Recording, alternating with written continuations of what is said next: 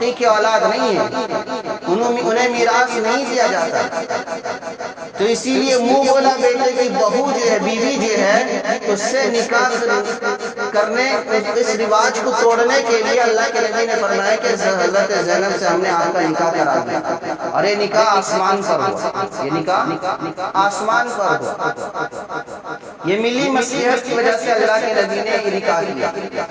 اس کے بعد حضرت ام حبیبہ رضی اللہ عنہا اور حضرت صفیہ رضی اللہ عنہا، ان دونوں سے اللہ کے نبی نے ملکی مصلحت کی وجہ سے نکاح دیا۔ حضرت ام حبیبہ رضی اللہ عنہا یہ ابو سفیان کی بیٹی ہیں۔ جب جنگ بدر پیش ہوا، اس کے بعد سے جتنی جنگیں ہوئیں، ان تمام جنگوں میں ابو سفیان کمانڈر ان چیف بن کر آتے تھے، جنگ کے سپہ سالار بنتے تھے۔ بعد میں وہ مسلمان ہو گئے، لیکن جب بدر کے بعد جتنی جنگیں ہوئی ہیں، ان تمام جنگوں میں ابو سفیان کمانڈر ان چیف بنتے تھے، لیڈر بنتے تھے۔ یہ سیاسی، اللہ کے نبی ایک طرف جہاں نبی تھے، وہاں دوسری طرف حکمران بھی تھے۔ سیاسی مصلحت، سیاسی کام یہ اللہ کے نبی کیا کرتے تھے۔ تو اس وجہ سے اللہ کے نبی صلی اللہ علیہ وسلم حضرت ام حبیبہ رضی اللہ عنہا کے طلاق مل جانے کے بعد، یا ان کے وہ بیوہ ہو جانے کے بعد، ان سے نکاح کر لیا، اس لیے کیا کہ ابو سفیان کمانڈر ان چیف ہیں، اگر میں ان کی بیٹی سے نکاح کر لوں گا تو پھر لڑائی جھگڑا کم ہو جائے گا، لڑائی جھگڑا کم ہو جائے۔ اس مصلحت کی وجہ سے اللہ کے نبی نے حضرت ام حبیبہ سے نکاح کیا، اور حضرت صفیہ سے نکاح اس لیے کیا کہ یہود جو ہے وہ مسلمانوں کے کٹر دشمن ہوا کرتے تھے۔ میں سارے واقعات مختصراً انداز میں بیان کرتا ہوں، اس لیے کہ وقت زیادہ نہیں ہے۔ یہود مسلمانوں کے دشمن ہوا کرتے تھے، تو حضرت صفیہ انہی میں سے تھی۔ تو اللہ کے نبی نے سوچا کہ اگر صفیہ سے نکاح کر لیں گے تو یہود جو ہے ہم سے دشمنی چھوڑ دیں گے، لیکن یہ مصلحت، یہ حکمت کارگر نہ ہوئی، یہود ویسے ہی دشمن اپنی ہیں، ویسے ہی دشمن بنے رہے۔ تو اللہ کے نبی نے حضرت صفیہ سے نکاح اس لیے کیا کہ تاکہ دشمنی ختم ہو جائے، لڑائی جھگڑا ختم ہو جائے۔ اس دشمنی کو ختم کرنے کے لیے اللہ کے نبی نے حضرت صفیہ رضی اللہ عنہا سے نکاح فرمایا۔ یہ نکاح حضرت ام حبیبہ اور حضرت صفیہ سے جو نکاح فرمایا، یہ ملکی مصلحت کی وجہ سے کیا، خواہش پرست کی وجہ سے نہیں کیا، عیش پرستی کی وجہ سے نہیں کیا۔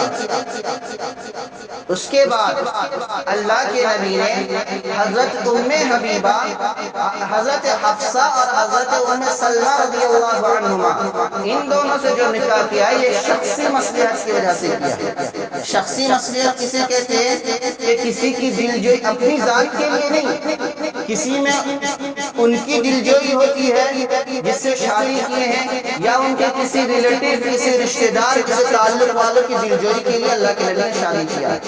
حضرت حفصہ رضی اللہ عنہا یا حضرت عمر فاروق رضی اللہ عنہ کے صحابی ہیں، جب یہ بیوہ ہو گئی تو حضرت فاروق رضی اللہ عنہ نے سوچا، حضرت عثمان غنی رضی اللہ عنہ کو اپنی بیٹی کے نکاح کا پیغام بھیجا۔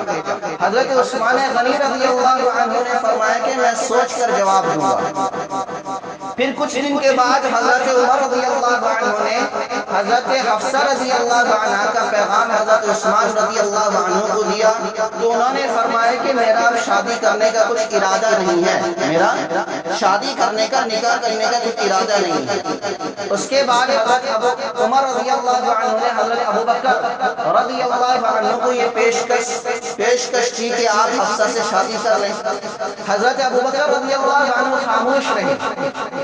اس سے حضرت عمر رضی اللہ عنہ کو بڑا صدمہ ہوا کہ اگر ابو بکر عثمان کی طرف منع کر دے تو کوئی بات نہ تھی، کیونکہ ہر بندہ اپنی مرضی کا مالک ہے، اگر اس سے راضی پسند ہے تو کر لے، نہیں ہے نہیں منع کر دے۔ منع کر دے کہ حضرت عثمان کی طرح کوئی بات نہ تھی، لیکن حضرت بکر خاموش رہے، جس سے حضرت عمر کے دل کو بڑا تکلیف اور صدمہ ہوا۔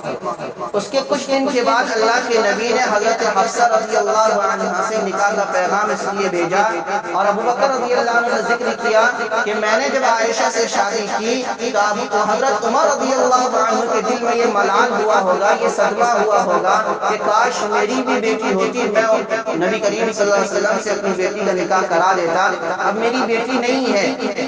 تو جب یہ موقع آیا، حضرت حفصہ مطلقہ ہو گئیں، بیوہ ہو گئیں، تو پھر اللہ کے نبی صلی اللہ علیہ وسلم نے سوچا میں اگر حفصہ سے شادی کروں تو عمر کی دلجوئی ہوگی۔ یہ ذکر ابو بکر رضی اللہ عنہ سے کیے تھے۔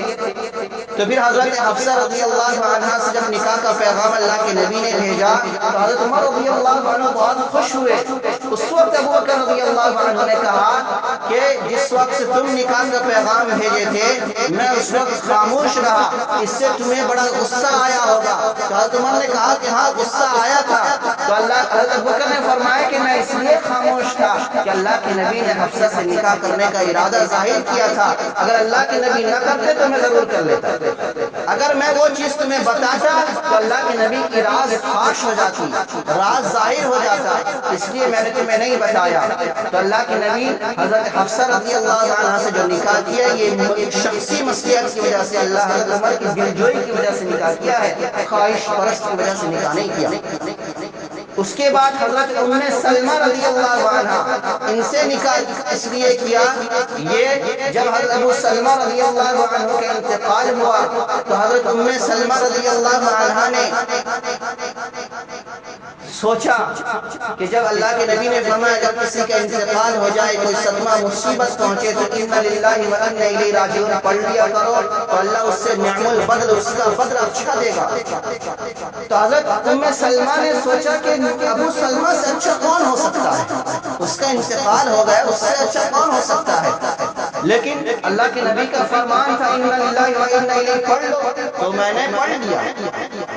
تو پھر بعد میں اللہ کے نبی نے ام سلمہ رضی اللہ عنہ سے نکاح کا پیغام بھیجا تو اس وقت ام سلمہ رضی اللہ عنہ نے سوچا کہ اللہ کے نبی نے جو فرمایا تھا سچ فرمایا تھا، میں نے اِنَّ لِلَّهِ وَإِنَّ إِلَيْهِ رَاجِعُونَ پڑھا تو ابو سلمہ سے اچھا اللہ کے نبی صلی اللہ علیہ وسلم مجھے مل گئے۔ تو اللہ کے نبی نے حضرت ام سلمہ رضی اللہ عنہ سے اس لیے نکاح فرمایا تاکہ ام سلمہ رضی اللہ عنہ کی دلجوئی ہو جائے، شخصی مصلحت کی وجہ سے نکاح فرمایا ہے، خواہش پرست کی وجہ سے نکاح نہیں کیا۔ تو اللہ کے نبی صلی اللہ علیہ وسلم نے حضرت خدیجہ کے علاوہ جتنی نکاح کیے ہیں وہ ملی ملکی شخصی مصلحتوں کی وجہ سے نکاح کیے۔ یہ متعدد نکاح کے جوابات ہیں کیوں کیے تھے۔ اب دوسرا جواب جو حال ہی میں سوال اٹھا، جو ملعون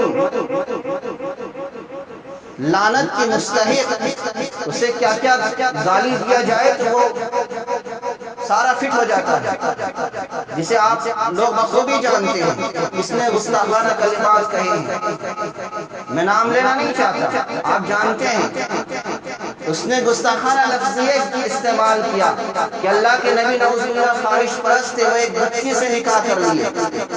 اللہ کے نبی صلی اللہ علیہ وسلم جب حضرت عائشہ سے نکاح کیے اس وقت ان کی عمر 6 سال کی تھی، رخصتی 9 سال میں ہوئی، جب رخصتی کے قابل ہو گئے۔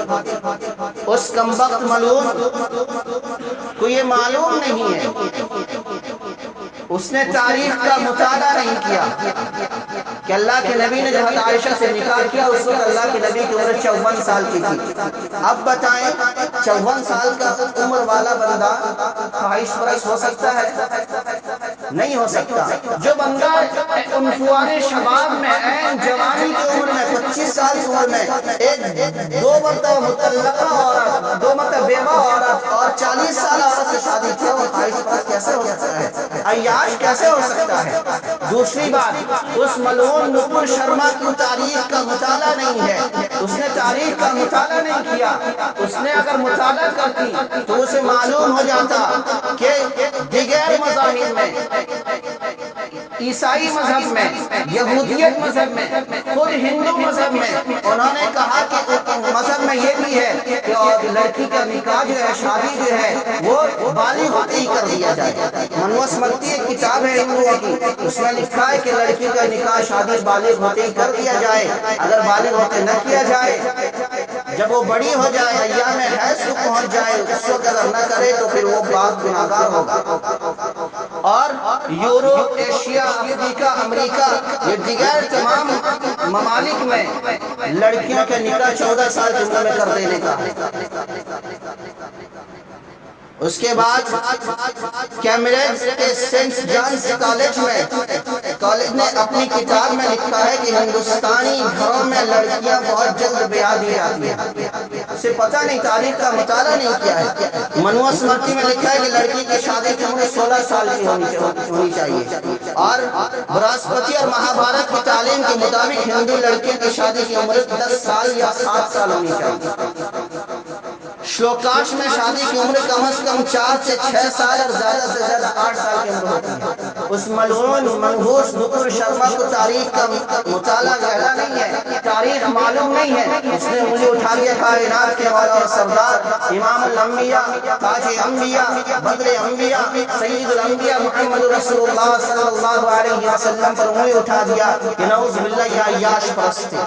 میرے دوست بزرگوں، اللہ کے نبی نے جتنی نکاح کیے ہیں وہ مصلحت کے تقاضے میں کیے ہیں۔ میں بتا دینا چاہتا ہوں اس ملعون کو، اگر تجھے انگلی اٹھانا ہے تو پہلے تو اپنے رام کے اوپر انگلی اٹھا، جنہوں نے سیتا سے شادی کی ہے 6 سال کی عمر کی، ان کی بیوی 6 سال کی عمر کی تھی۔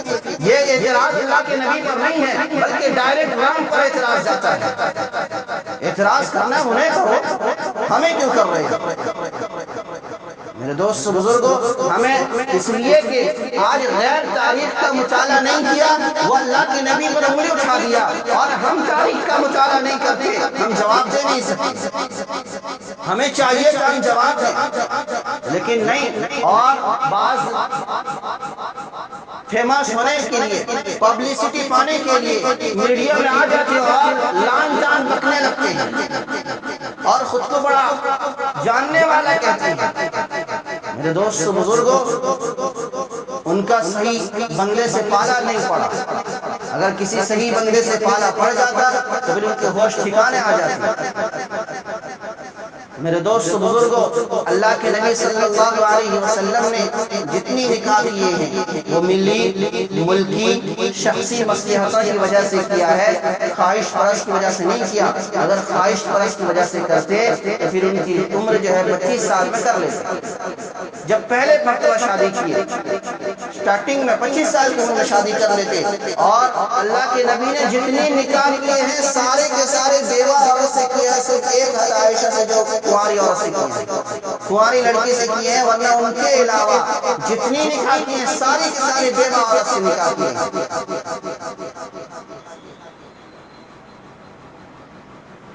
کیوں؟ اس لیے کہ حضرت عائشہ سے اس لیے حضرت عائشہ ذہین تھی، فتین تھی، اور مسائل کو اچھے سے یاد رکھنے والی تھی، اس لیے ان سے نکاح کرایا گیا۔ لیکن بعض کچھ کمیاں ہمارے اندر ہیں۔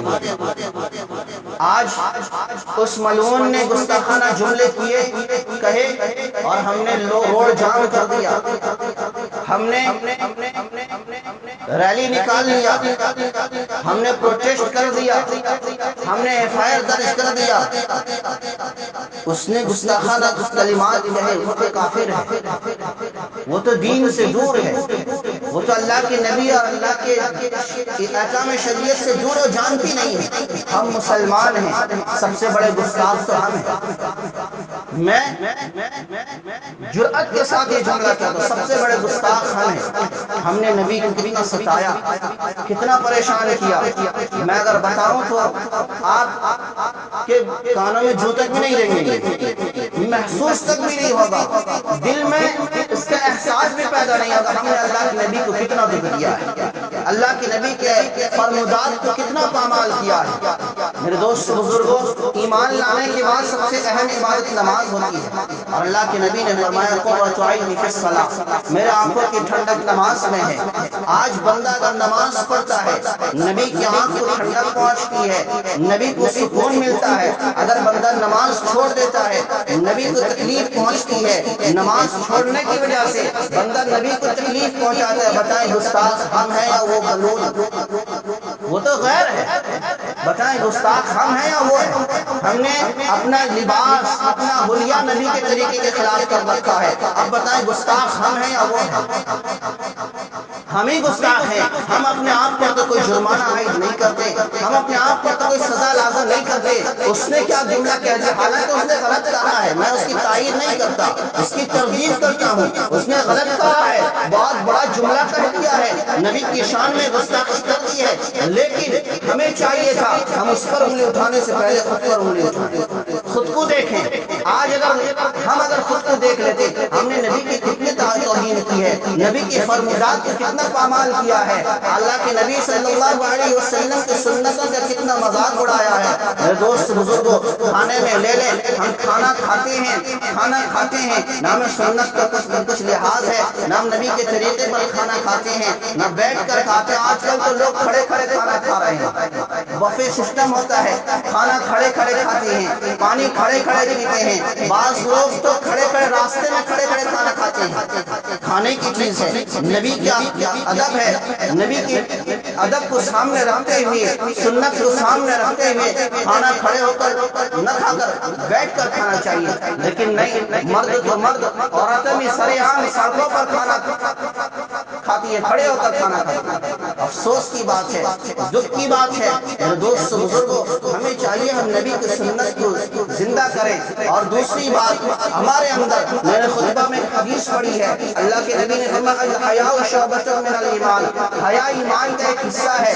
ہمارے اندر سے حیا نکل گیا، بے حیائی عام ہوتی چلی گئی، خصوصاً عورتوں کے اندر بے حیائی عام ہوتی چلی گئی۔ عورت خود کو پردے میں رکھنا نہیں چاہتی، وہ چاہتی ہے کہ میں سرے عام سڑکوں پر گھوما کروں، وہ چاہتی ہے کہ میں اپنے حسن کی نمائش کیا کروں، وہ چاہتی ہے کہ میں سرے عام لوگوں کو دکھایا کروں۔ میرے دوست بزرگ کو یاد رکھیں، اللہ کے نبی نے فرمایا جب عورت بے پردے گھر سے نکلتی ہے تو شیطان جو ہوتا ہے اس کی طاق میں رہتا ہے، اور وہ اپنے چیلے چپوروں کو اس کے پیچھے لگا دیتا ہے۔ میرے دوست بزرگوں، مرد کی غیرت کا اندازہ عورت کے لباس سے ہوتا ہے۔ عورت جتنا پردے میں رہے گی، جتنا حیا میں رہے گی، جتنا باپردہ رہے گی، مرد کی غیرت کا اندازہ پتہ چل جائے گا، مرد کتنا غیرت مند ہے۔ اگر عورت بے حیا ہے، بے پردہ ہے، سرے عام سڑکوں پر گھوم رہی ہے تو مرد بے غیرت کہلائے گا۔ مرد کے اندر غیرت نام کی کوئی چیز نہیں ہے۔ عورت کو چاہیے تھا کہ وہ اپنے گھروں میں رہے۔ اللہ قرآن میں فرماتا ہے وَقَرْنَ فِي بُيُوتِكُنَّ وَلَا تَبَرَّجْنَ تَبَرُّجَ الْجَاهِلِيَّةِ الْأُولَىٰ، اللہ نے فرمایا کہ تم اپنے گھروں میں قرار پکڑو، زمانہ جاہلیت کی طرح ادھر ادھر مت پھرو۔ میں ایک واقعہ کہہ کے اپنی بات کو ختم کر دوں گا۔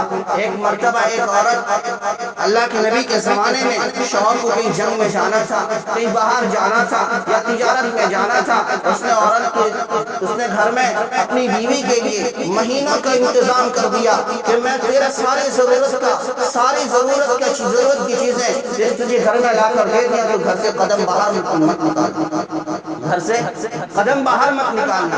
اس کا شوہر چلا گیا، کچھ دن کے بعد اس کا باپ بیمار ہوا، لڑکی کا باپ بیمار ہوا، سخت بیماری ہو گئی اسے، تو اس نے اللہ کے نبی کے پاس پیغام بھیجا کہ جاؤ، اللہ کے نبی کے پاس پیغام لے کر جاؤ اور کہنا کہ میرا شوہر باہر گیا ہوا ہے، سفر میں ہے، اور اس نے مجھے ساری ضروریات دے رکھا ہے اور مجھے کہا کہ گھر سے قدم باہر مت نکالنا، میرا باپ بیمار ہے، کیا میں باپ کی بیمارداری کے لیے، بیمار پرسی کے لیے جا سکتی ہوں؟ اللہ کے نبی نے فرمایا کہ نہیں جا سکتی، تمہارے شوہر نے منع کر دیا ہے، نہیں جا سکتی۔